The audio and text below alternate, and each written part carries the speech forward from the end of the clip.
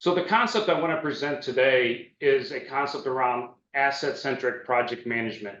And the goal here is how do we basically enable a digital thread throughout the life cycle from idea all the way through closure.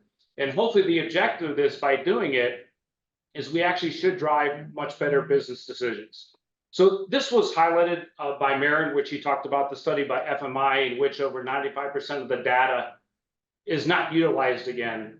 I think what's interesting is when you also look at it from the perspective of standing up BIM, you get the exact same graph. We spend an enormous amount of time and energy creating a model. Only after the model is created, within a year or two, the model has degraded so much that it's not useful anymore from an owner's perspective. So how do we, on a continuous basis, make sure that we have a process in place that is feeding all the various constituents so everyone can do their work downstream? So why does this matter? I came in this industry in 1994, and at majority of the conferences, the theme was majority capital programs are over budget and late. If you roll the clock forward to 2024, at majority of the conferences, you have the same theme, that majority of the projects are over budget and late.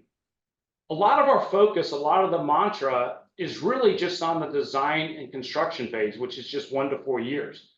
But yet from an owner's perspective, they're concerned about from design for the next 30 to 50 years. And so there's so many different challenges that occur from an owner. They estimate that the cost just for the handover process is between 2 and 4% of the cost of the project. In addition, an owner in the O&M department will spend about 9.4 hours per person per week, either looking for or recreating documents. And then you have the time period between commissioning and 2 to 3 years later, where there's an enormous amount of litigation and claims.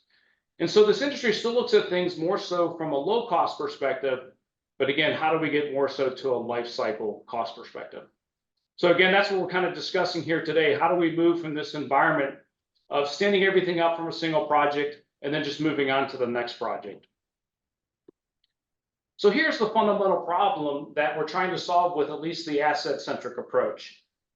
When you're in design and construction, all the players that are engaged on the project, they have their own tools that they're utilizing. And all those tools that they're utilizing are very effective in accomplishing what they need to do, but everything is project-centric focused, right? They're creating all these submittals, these daily reports, punch lists, and everything else. But from an owner, everything is asset-centric focused.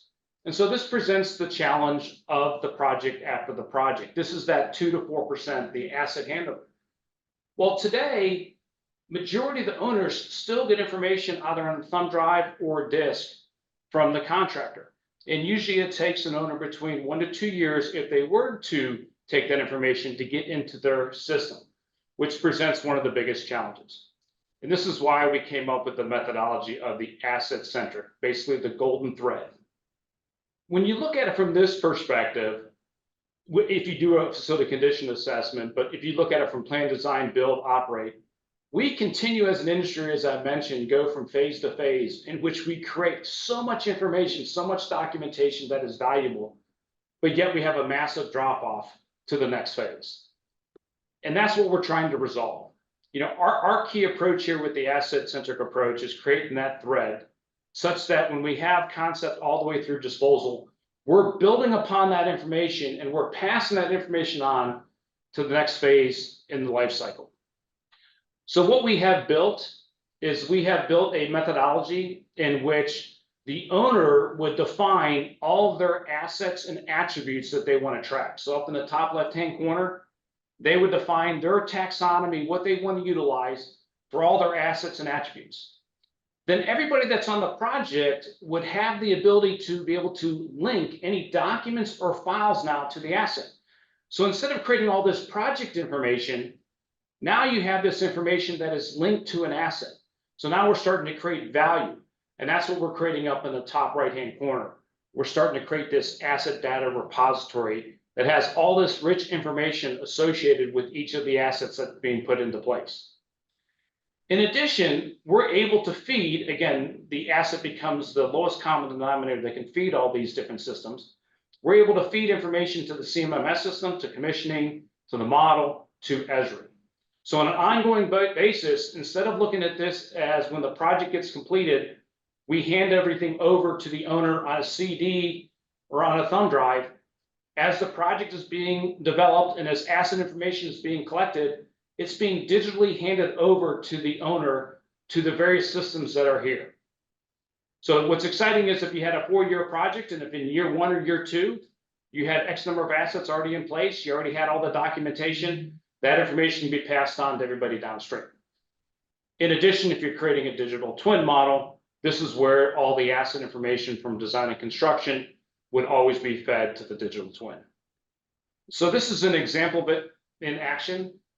You have an asset that basically is going through the process. So it acts as a container.